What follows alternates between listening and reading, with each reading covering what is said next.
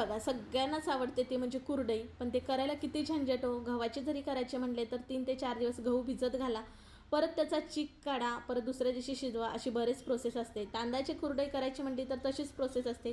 भिजत घाला, परत ते मिक्सरला वाटायला लागतात आणि मग ते आपण दुसऱ्याशी कुरडया करायच्या. पण आता ह्यातलं काहीच झंझट न करता करा की एकदम सोप्या पद्धतीत रव्याच्या कुरडया.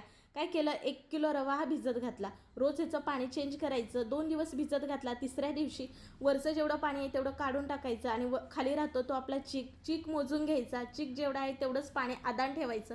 पाण्याला उकळी आल्यानंतर आपला जो चीक निघाला आहे तो ह्याच्यामध्ये घालून वैरायचं. फक्त ह्याच्यामध्ये चवीनुसार मीठ घालायचं. चीक चांगला ट्रान्सफर होईपर्यंत शिजून घ्यायचं किंवा हाताने अशा पद्धतीत चेक करायचं.